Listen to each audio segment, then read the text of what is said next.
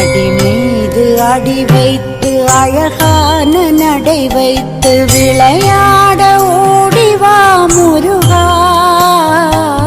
என்னோடு சேரவா முருகா. உன்னோடு சாய்ந்தாட உடலிங்கு தள்ளாட உயிர் மெல்ல ஏங்குதே குமரா,